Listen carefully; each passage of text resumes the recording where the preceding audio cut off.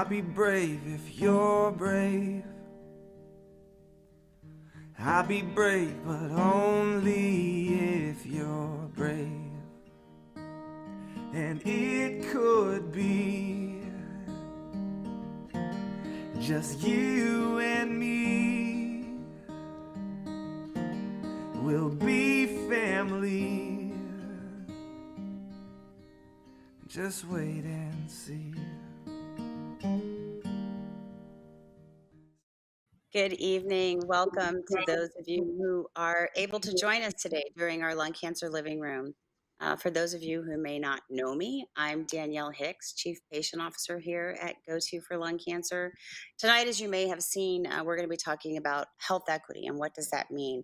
Back in November, we opened this sort of health equity conversation with an Health Equity 101.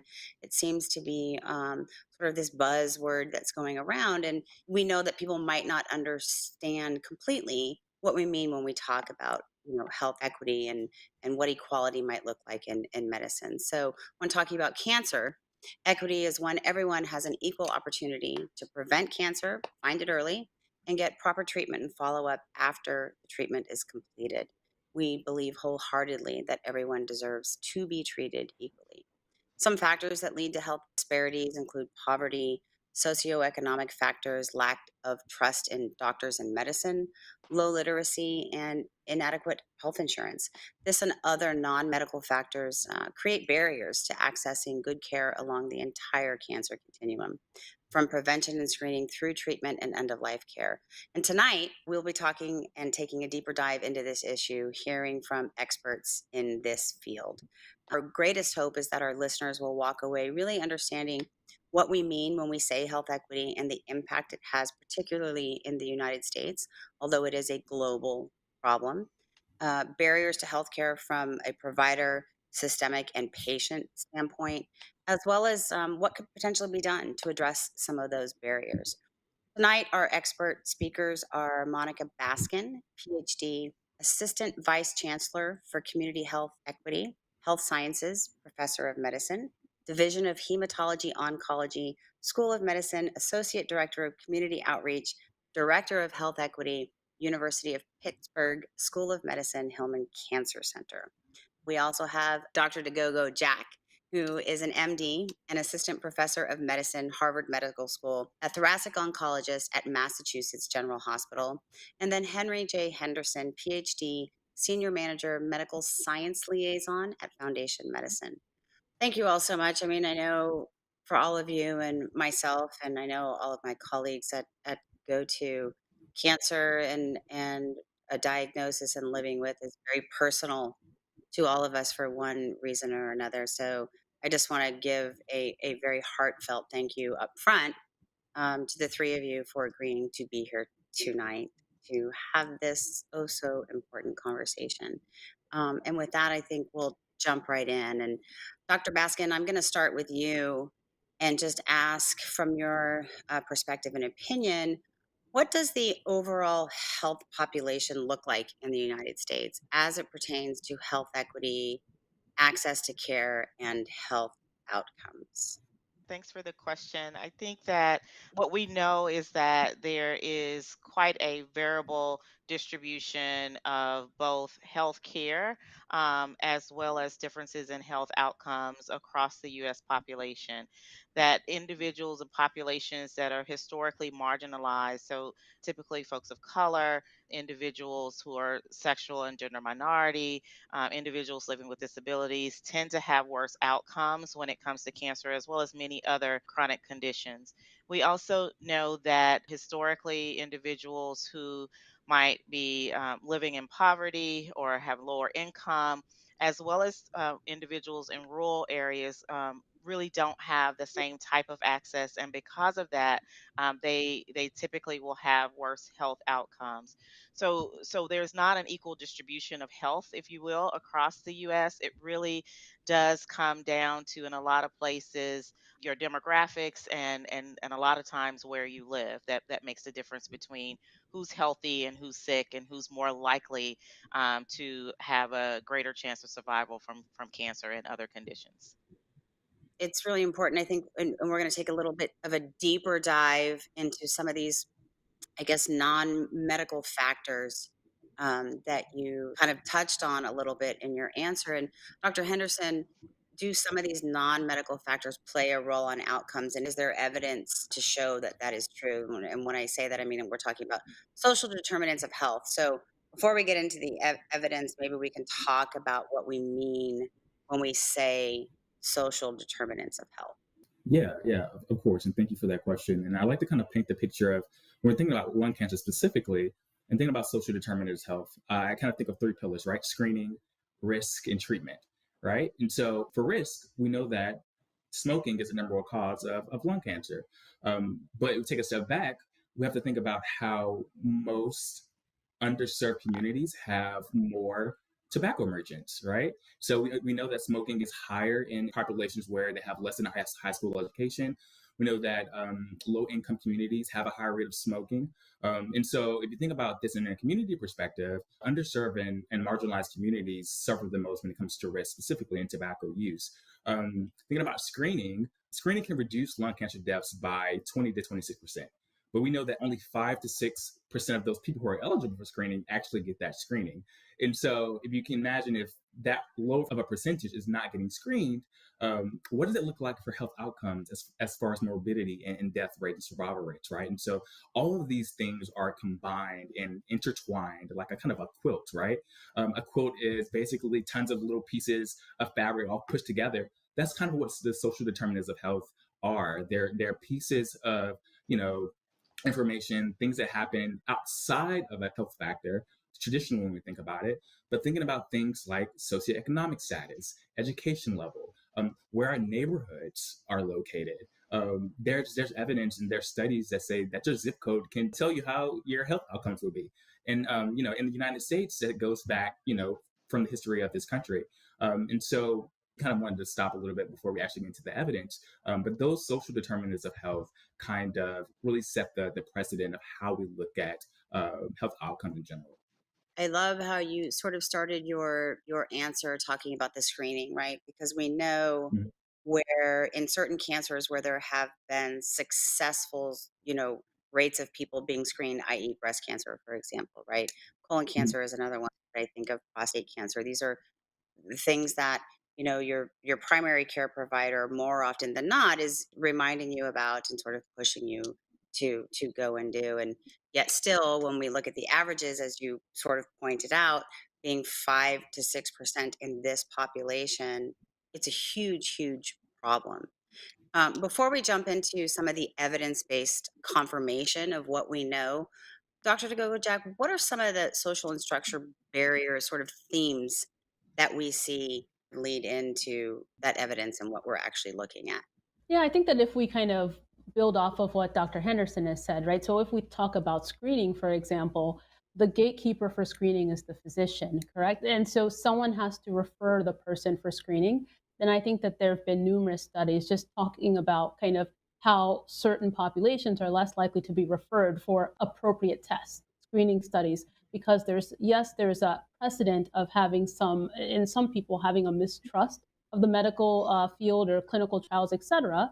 I don't think that there's this assumption or this stereotype that is the case for everyone, and so people don't bring it up. And there's studies showing that people are not having the same conversations with all patients. And similarly, I think another thing is that we see with early stage lung cancer, there's been multiple studies showing that even for resectable lung cancer, depending on where you live, depending on how you look, you might get different care for it. And having discrepancies in care translates to discrepancies in survival. Another type of kind of social barriers that depending on where you live, depending on are you able to get off work today to travel for your appointment? If your appointment is 3 hours away, are you able to get childcare? Are you able to pay out of pocket costs? Do you have insurance that will allow you to participate in clinical trials to pay for the therapies you require? I think these are things that we tend to gloss over, but they're very kind of fundamental to thinking about like the framework or the quilt of health, as Dr. Henderson has said. Yeah, I think that's so important. So you touched on a couple of things, one being sort of geography, right? And I think that also includes and can be expanded into, conversations about differences in environmental exposures, limited access, as you touched on to specialty services, maybe inadequate medical facilities, particularly in more rural settings and environments, lower education levels, literacy, health literacy. You touched on health insurance coverage, right? Either under and or non-insured individuals and it might be because of lower paying jobs, which sort of equate to inadequate coverage, immigration policies, of course, that limit working and having access. We can go on to larger issues of Medicaid expansion. And I should stop and say, having these conversations, particularly over this last year, but more in particular over the last couple of months, I have learned so much, especially as it relates to variations in like cultural norms. Like people have different beliefs, different practices, different communication styles, and then on top of that, all of the information that I've kind of dug into on provider bias or implicit bias, right? So, do one of you want to kind of jump in on the provider bias or implicit bias and maybe give our viewers a quick sort of overview and explanation what we mean when we say implicit bias? I think that when we're talking about some of the provider biases that might exist, I mean, so everyone has a bias or has several biases, and it's based on, our background and what we've been exposed to. So it's kind of our mind's way of a shortcut to sort of when you don't know, you go into a new situation, a new person. You take what you've learned in your experience, and then you assume that the things that you've had and the experience you had in the past are reflective of the person or the situation that you're in. And so I think what we know from the literature is that this occurs when you're talking about healthcare and oncology care as well. So people might make an assumption because of your educational attainment or your income status or your insurance status, your race, your ethnicity, your gender, that you may not be compliant, for example, with a treatment, or that you might not want to be a part of a clinical trial or make all these assumptions. And so that has been shown to be detrimental and to lead to, differential care. So if a provider believes that you're not likely to follow through with their recommendation, they're not likely to, prescribe you to that type of treatment, which may be the best treatment for you. So we do know that there are ways to mitigate that bias, that there are definitely both educational and training and supervisory kinds of interventions to make sure that those biases don't in fact lead to negative outcomes, and certainly that's something that we need to continue to advocate for. Yeah, and I think it's interesting to think about, and what I want people to know is implicit bias is not something that people necessarily know that they're doing, right? So if we could touch a little bit more on that and sort of the cultural norm for maybe the provider, maybe all that they know, so they don't even recognize that they are pushing this type of bias, I guess, into the equation when it comes to decision making. Yeah, and I can kind of start with, I love kind of giving examples. One of the things about cancer is that the patient should have a decision in their journey, right? That is their cancer, is their health. They should have a voice in the decisions that's being made. But most times, when you think about bias, whether that be implicit and unconscious, you think about all the information that you need to make a decision. To make a decision, I need point A, B, and C, right? In some cases, and there have been some stories where physicians leave out information because they believe the patient, where their education isn't high, or it's their skin color, or it's the way that they talk, their dialect. They leave out information that will be pertinent to that patient's journey, that patient's decision. And so instead of getting that patient A, B, and C, the physician only gave the patient B. And so they're leaving the hospital or leaving the office with a limited amount of information about their cancer, which is an extremely complex disease, right? Tons of big words, tons of fancy jargon that they probably have to go home and Google. And so these are things that are commonly happening in our region, in the places that we live. Physicians leaving out information because they see a patient may or may not, and they don't know that, but their bias is keeping them from disclosing all of the information that's needed for that patient to have an active decision in how they want to be treated. And so I'll let Dr. Dagogo-Jack kind of comment if she wants. That was a great example. I think another example kind of harkens back to the clinical trial discussion, right? Or even molecular testing, things that are fundamental to the practice of thoracic oncology, right? A lot of it, perhaps the most overt manifestation of an implicit bias is a stereotype, right? To say, this person is a heavy smoker, this person has this, they're not going to benefit from this, so I'm not even going to send this test. Or this person, based on their socioeconomic background or kind of status, they're not going to want to drive here for this trial, so I'm not even going to discuss this trial. And then someone comes in a few minutes later with the exact same molecular profile, the exact same cancer, and you heavily present the trial to that person. And so you're depriving one person of an opportunity versus another person. And so a lot of scenarios aren't as overt as what I've described. Some of it, as we've discussed, is somewhat ingrained, somewhat involuntary.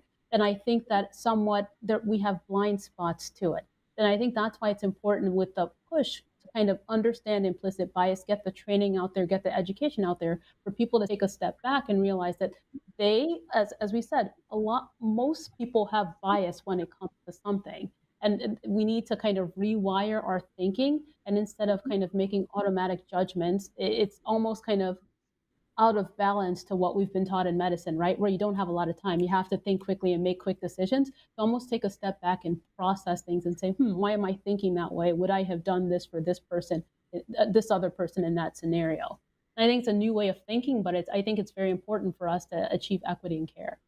I absolutely agree with my colleagues there. I think that yes, a lot of times this is not conscious, but it's based on, practice and so forth. And and just to further elaborate, the evidence on the clinical trials is that, there are individuals that historically have not been represented in those trials. And what the literature has bared out, some of the work that we've done in this area specifically has shown that if you approach individuals, lower income, rural areas, racial ethnic minorities, and explain, very carefully in lay language what the trial is about, they are as likely as other individuals to enroll in that trial. But it's just as the example that was given that, you make the assumption that they won't do it. And so you don't even offer it. And I think that's why some of the differential care happens. And again, the provider's probably thinking, oh yeah, I'm gonna spare this person. I'm not gonna go this way.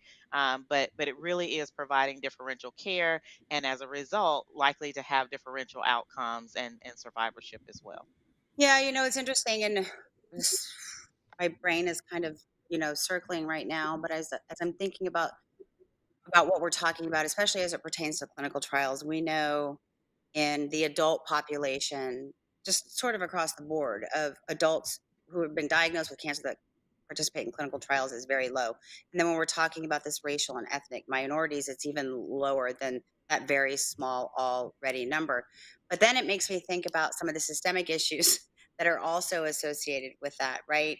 Because really, regardless of where you are on this socio sort of economic scale, navigating clinical trials and one that might or might not be suitable for you is not easy, particular in the community setting, and even more particularly in the more rural community setting. Like finding this information and what might be best for folks who are interested or looking or who have been empowered to sort of go down this path, because a clinical trial might be the next best option for them, is nearly impossible for most, right? And I'm talking about by the most, with the 80% of people being seen outside of an academic setting where the majority of these clinical trials are actually happening, right? So systemically, there's even a larger sort of issue that goes along with that. And I know at GoTo, one of our big goals is not only to create education and empowerment materials that are at literacy levels that the majority of folks can understand, but also make them easily findable and accessible, right? Easily understandable, and then easily usable. Like, it's no use giving people all this information if they can't find it, they can't understand it, and then they don't know how to use it after they do finally find it, right? But I think it's an important piece of this, because clinical trials are an important piece of discovery and treatment, that I think is often overlooked for various reasons. So Dr. Henderson, I want to kind of jump back to you and talk a little bit about this evidence-based information. on which communities are impacted the most. Can you talk a little bit about that for us tonight? Yeah, of course. And I always like to start with these things are really not comfortable for people to hear or talk about. But I think that the most growth comes from uncomfortable conversations and actually hearing about it and seeing it. And most times people, they want to know why this is important. Just kind of a high level overview. Cancer is very heterogeneous, is what we call it, right? As scientists and people in the field, but it just means very different. Right. So everyone's cancer is very different. Cancer affects different communities differently. And we see that within certain communities. For example, we know that 1 in 16 Black men and 1 in 20 Black women will be diagnosed with lung cancer in their lifetime.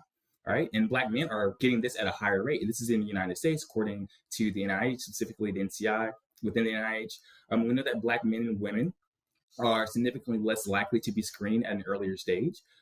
We know that if the cancer is caught early, we're able to kind of, hopefully stop that cancer from spreading. This is what we call metastases. So stopping that cancer from spreading or having a treatment that's likely to have an effect or likely to be curative in that community. So if the cancer's not being caught early, we're less likely to catch that cancer early. You can imagine how the death outcomes are. And so Black men have the highest death rates of lung cancer in the United States compared to the majority. And so understanding all of these numbers and why they're important is because cancer is very different and cancer affects every community differently, just as it affects every person differently. So understanding that different communities are affected and impacted differently by lung cancer specifically, I think we can take a deeper dive into understanding how we can, number one, get the word out on this, number two, create some type of awareness so that we can kind of change this. And I believe that, health disparities it's a marathon. It's not a sprint. We're not going to cure it in one day. We're not going to fix it. But understanding all the puzzle pieces that goes to this giant picture that we have of health disparities, kind of have an understanding of how we want to combat it. I think that's so important. And I'm posing this question to sort of all of you. Why do you think in particular in the Black American population, the propensity is so high?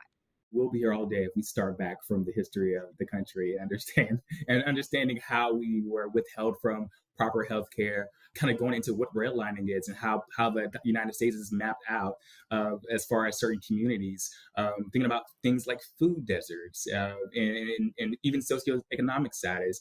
And I don't like painting the broad picture that every Black person is the same in the United States. That's not true. But understanding that the history behind of how we were treated from a healthcare standpoint throughout the beginning of this country makes it's like we're playing catch up.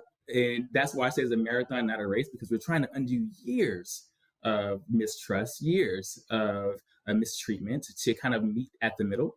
And I think we're starting to understand this. And I think that the conversation, and for me, as kind of an early career guy, for me, I feel like this conversation has just become really, really important. In 2020, when things started, the world started changing and these conversations started happening, and it emerged from, social justice to health. And so now that we're having these conversations, we can start to unpack these things.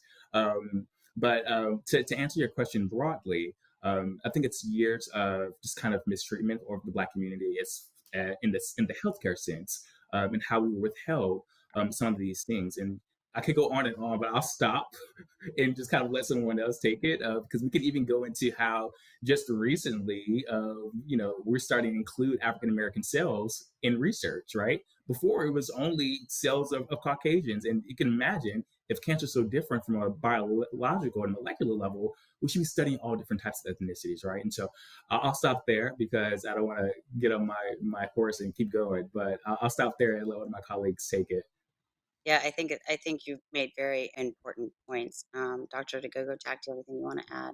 I was just going to comment on things that perpetuate the disparity, right? We've talked about screening, right? And so we say the numbers like only 5% of people who are eligible are screened. But if you look, there's significant geographic variation in terms of who is screened, right? In New England, there's higher rates versus the places where people have higher rates of lung cancer and people are dying more frequently from lung cancer. There, the screening is kind of, for lack of a better word, abysmal, right? And then you have to think about where screening facilities, where access to CT scans, are they in the appropriate communities? Are the physicians in these communities? Because most people are not traveling to academic centers to receive their care, right? Are the community physicians empowered enough to have these conversations? Do they have the appropriate resources and the infrastructure to follow up on the findings and the appropriate referral basis to send patients to get the appropriate care?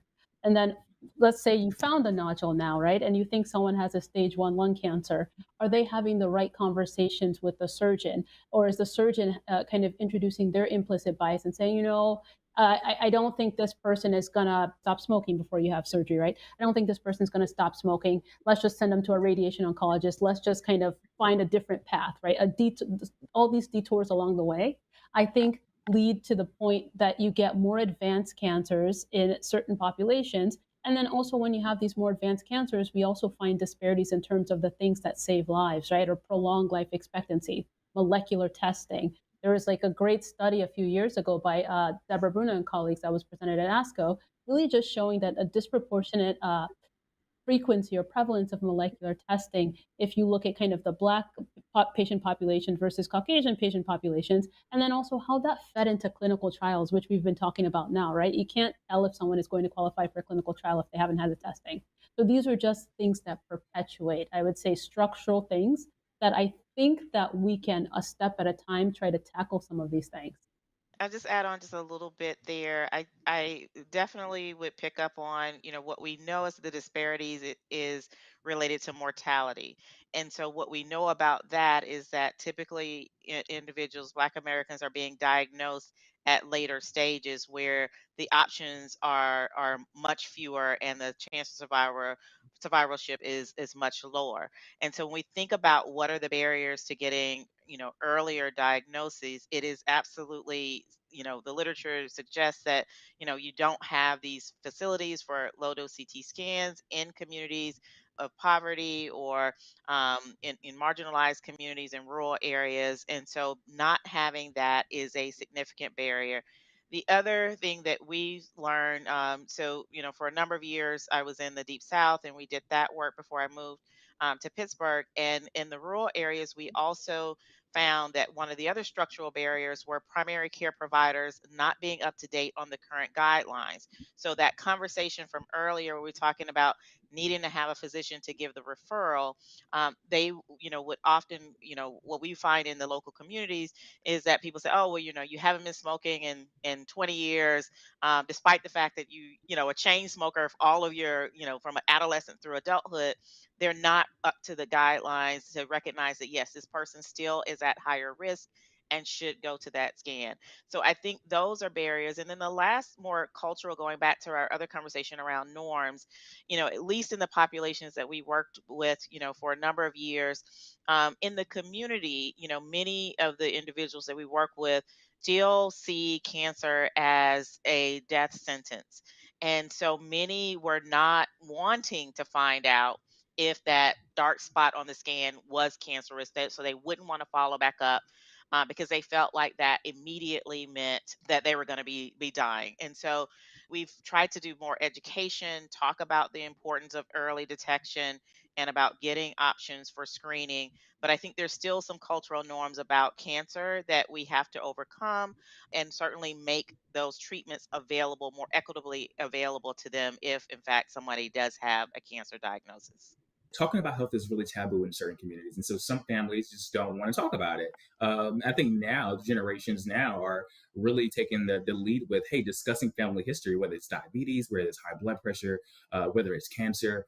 And so me understanding my, history of prostate cancer, I'm making sure the people in my family are getting checked at an early age or at the recommended age. And for us, it has to be a little earlier because we have that high prevalence of family history. And so breaking the cultural norm of not talking about health, I think that's going to change a lot going forward because we can put into people's faces and make it a little bit more comfortable, although it never will be completely comfortable talking about these things. I think that's an important start. And so Dr. Baskin, that was an excellent point. Yeah, I agree.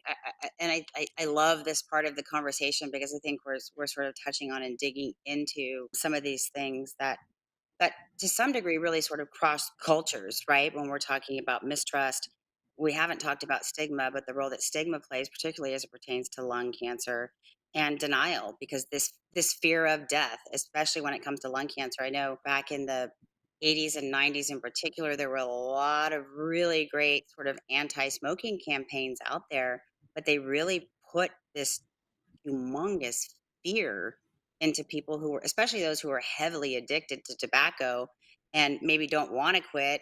Anyway, that's a whole other sort of conversation when we look at that sort of thing. But I think it's so important, and then it kind of circles even back around to what I think you said, Dr. Baskin, about the primary care providers, right? I mean, these are the people most often seen, like I broke my arm or I have a sore throat and strep or something like that, but not having these conversations and a quick sort of derail. And I know I've brought this up in other living rooms before, particularly as it pertains to screening. You're sitting, how often do you go to the doctor for one thing or another? And you're sitting either in a waiting room or in the actual room where you're going to have your visit itself. And this big, huge, beautiful poster on the wall, starting from infancy and running through really end of life. And here's everything. Here's when your babies need to be vaccinated. Here's when you need this. Here's when you need to be screened. Here's when you need to start getting flu shots and all of it. This was well into approvals for lung cancer screening.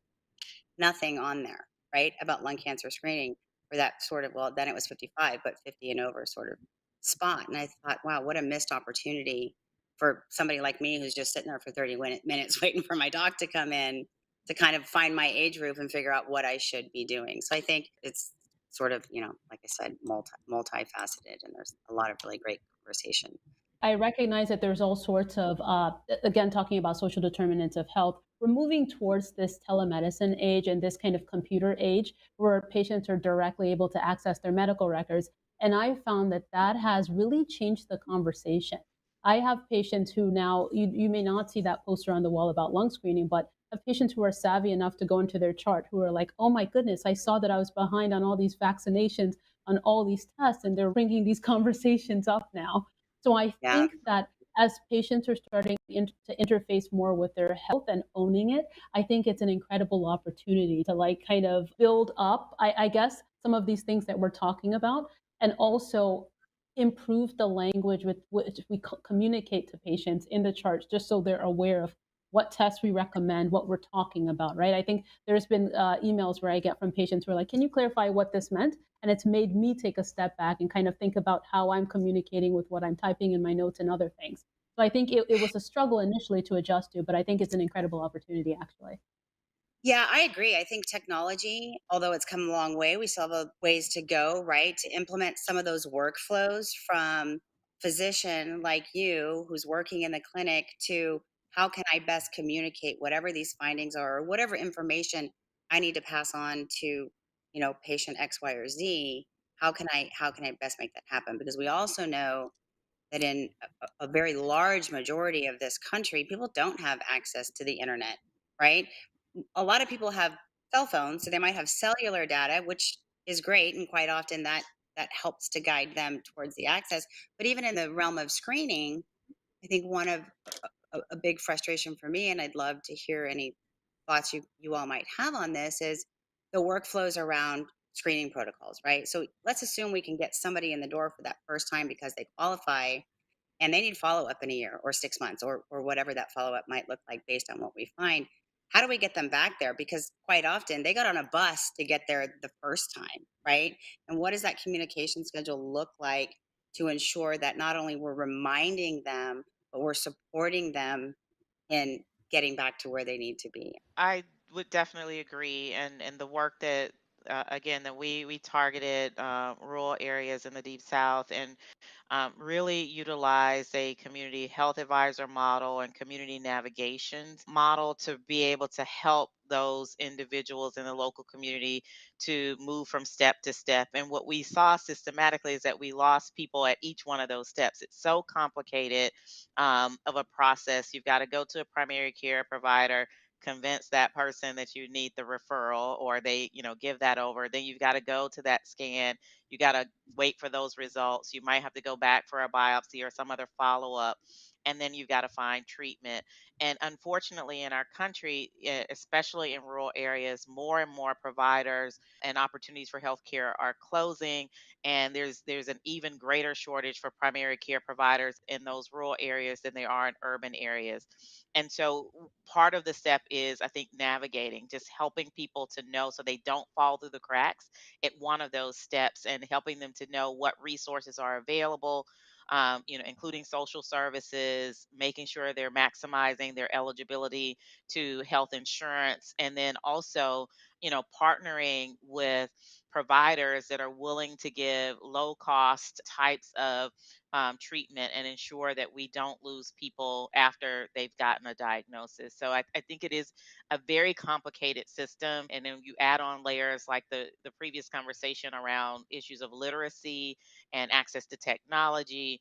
It's no wonder that we see the disparities where certain populations can benefit from the technology and the great, genetic counseling and so forth, and others absolutely cannot. Yeah, and I think, looking at that, and not even just health literacy, but even language barriers, particularly in the United States, right? Spanish, whether it's Chinese, I mean, you name it, we've got a multitude of amazing humans in this country who English is not their first language. So how do we communicate to them? And again, the four of us could talk about this for the next 6 hours and not have any potential like solutions that's going to fix the totality of this problem tomorrow. But I love the fact that we're talking about it now. And I know we've touched on a couple of potential, immediate and practical solutions to combat some of these social determinants of health as well as medical efforts. And I think I just want to kind of reiterate, what we're talking about here. We're talking about, cultural barriers. We're talking about poverty. We're talking about food insecurity. Literally, people don't have access to food, yet now they have to try to figure out how they're going to pay for their health care. Discrimination, lack of access to quality education, stable housing, um, quality health care, among many other things. I think there's potentially multifaceted approaches to, to start sort of picking away at this. So, Dr. Baskin, I'm going to start with you as far as like outreach and engagement. What is some of that low hanging fruit and these, like I said, practical solutions to start to chip away at some of these problems? I think, from some of the structural issues, I think, making sure that we have campaigns to better educate primary care providers about the current guidelines.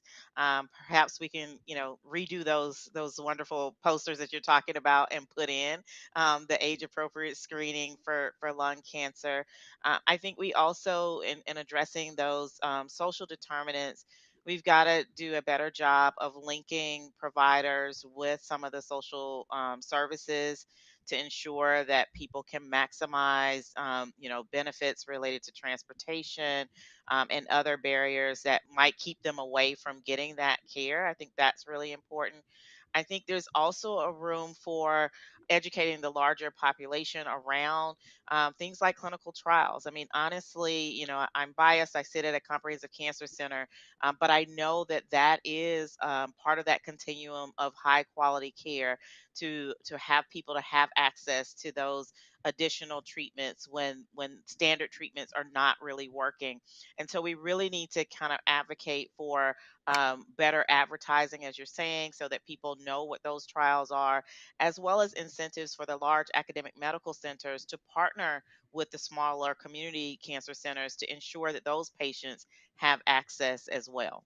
Thank you. Dr. Dagogo-Jack, I know you being someone who works in the clinic, and I know you're doing a lot of work to try to implement within your own hospital setting some best practices to sort of help, again, chip away at this problem. Can you talk a little bit about that? Yeah, just piggybacking on what was said, I think that we have to meet people where they are and take advantage of the opportunities we have. So, what I mean by that is, I think that it is impractical to assume that the best healthcare is going to be at these kind of academic medical centers, that everyone should be battling traffic to go there, right? I think it behooves the academic medical centers to expand their reach, right? To multidisciplinary tumor boards and leverage this virtual revolution that we're in currently to make sure that just because you're living somewhere else means that you have disparate care.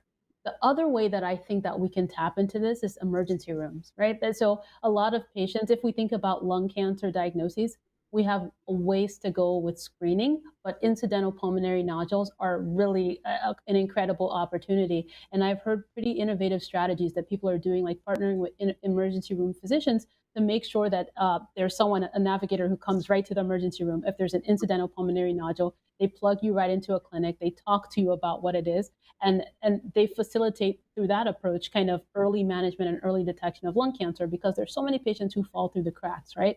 They come for a UTI or something, they're found to have a pulmonary nodule. No one tells them. 3 years later, they have metastatic disease. So I think that's an opportunity. We can meet them where they're going and meet them where they are. Yeah, I love that you brought up the IPNs, or the incidental pulmonary nodules. I know that go to through our Center of Excellence program in particular has a very specific designation dedicated to IPNs and helping community centers throughout the country, including in rural communities, to develop and implement these IPN programs and workflows. Because you are right, being someone who for the last 16 years has been on the other end of the phone from people calling in from all walks of life, not even just from this country, but around the world, the amount of times I have heard, yeah, well, I was diagnosed with late stage lung cancer, but lo and behold, somebody went back and saw some scan that was done, X amount of years ago, where, I had a, 6 millimeter nodule, and that was it. So it is such an important piece. So in your day to day work, each of you individually, what role do you play in working towards improving health outcomes for people who fall within these populations that we've been talking about? So I see a variety of diseases in the lung, including mesothelioma, which is something that I think really it impacts, I would say, a variety of communities and not necessarily the most resourced communities. And I also serve in our thoracic group as the person who sees most of our patients who are and kind of on the islands, right? Who don't necessarily, they can't commute to Boston all the time for care.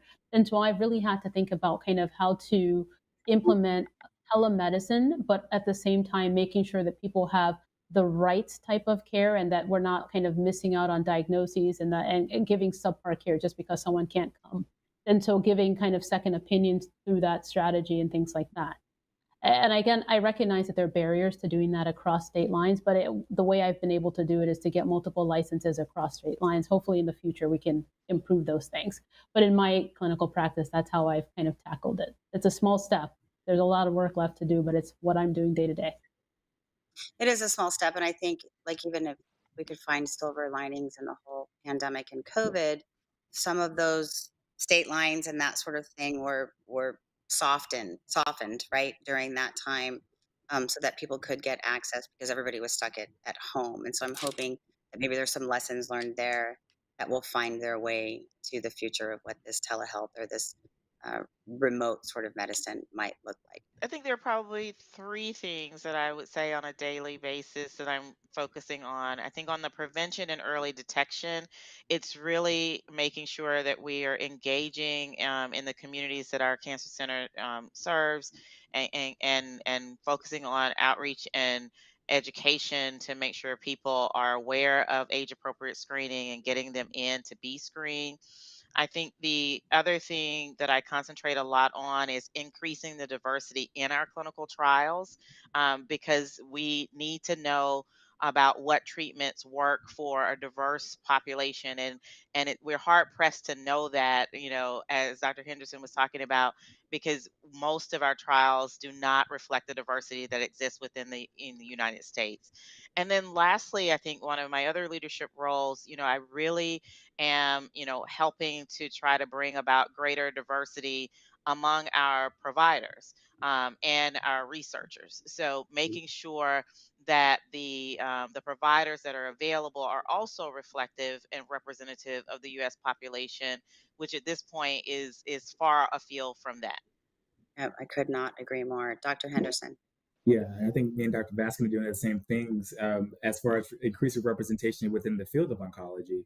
I think you can imagine going into a clinic, the likelihood of someone of color, specifically a Black person, going in and seeing someone who looks exactly like them, a thoracic oncologist, is very slim.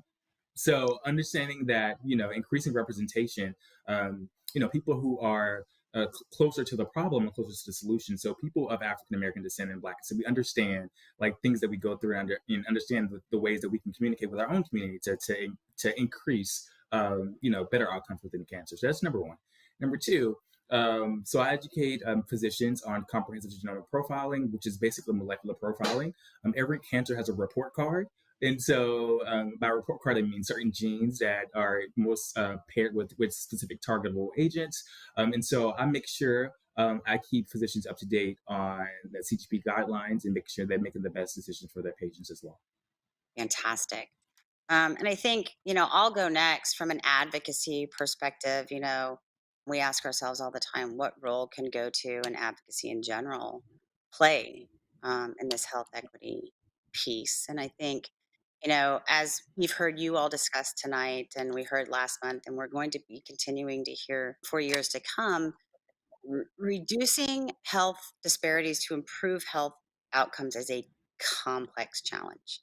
And I think from a go-to perspective, outside of what we're currently doing insofar as ensuring that our health education is, at a low literacy level, we do provide the living room post live in Spanish and simple Chinese subtitles to try to target, some of those populations. We do have internal navigators who help folks who are interested in finding clinical trials that they may qualify for in their area.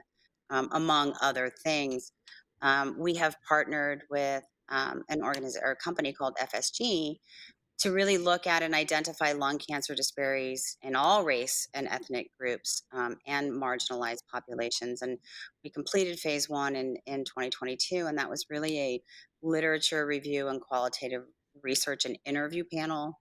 The effort being really to define and understand some of these access barriers and inequities across the lung cancer continuum for the historically medically underserved communities. And then launching early in 2023 is sort of our phase 2 approach to really look at that internal and external assessment and framework development and implementation planning. So we're really going to, what did we learn from phase 1, and how do we, take that and implement it into a foundation-wide health equity strategy. So those are a couple of the things that we're doing. Yeah, I would just say at the individual level, what can we all do? I think that we should embrace feeling uncomfortable. I think we should reflect internally. We should seek a multitude of kind of experiences, a variety of perspectives. I think that's how we kind of unravel whatever biases we have internally and kind of reframe and shift our framework. And so I would just encourage everyone out there, like, do something that makes you uncomfortable, right? The things we've talked about, if they make you uncomfortable, go read about it, right? Go volunteer in a community you might not have thought. It's the holidays, right? That you might not have thought of volunteering in. You'll learn so much. And I think that it really gives you some perspective. Just read about it. This is not a plug. I don't know this author, but a really great book if you wanted to learn more about health disparities and health equity and how it shifted to being considered a Caucasian woman disease, cancer, to now affecting multiple of communities, is How Cancer Crossed the Color Line by Keith Wailoo. He's a professor at Princeton, I think now. And so it's a great book to just kind of read, and it's really digestible. So I've given it to some family members to read. And so great book to gift on a holiday to just kind of learn and educate yourself on how cancer has affected our community and our country in more populations than just one. I love that. And I think it was How Cancer Crossed the Color Line, right? And I think the sort of general theme that I'm hearing from all of you, and Dr. Henderson had started this sort of earlier, was that most growth comes from the uncomfortable conversations. So stretch, let's all sort of stretch and have those uncomfortable conversations and activate. I mean, those conversations will lead into activation in some form or fashion. So I just want to thank you all from the bottom of my heart, from the bottom of this community's heart, from all the folks at GoTo Foundation. Thank you so much for coming here and being a part of this tonight. I want to thank Dr. Christine Lovely, who is the chair of our scientific leadership board and out there in Nashville, I think, watching tonight, for suggesting this topic for the programming, because I think it's all too important. And I think there is most definitely more to come.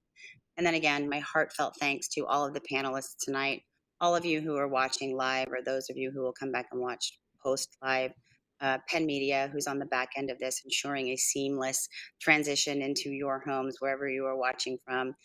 Michelle Zay, who's also always on the back end of this and oversees this programming, and really the entire GoTo team, without whose support and constant work every day, we wouldn't be able to get this done.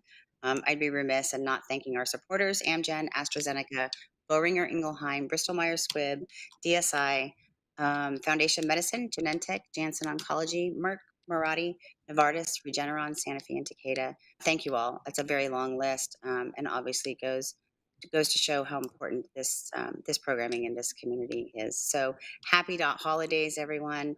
Thank you all so very much, and we'll see you in the new year. Oh, I'll be brave if you're brave. I'll be brave, but only if you're brave. And it could be just you and me. We'll be family. Just wait and see.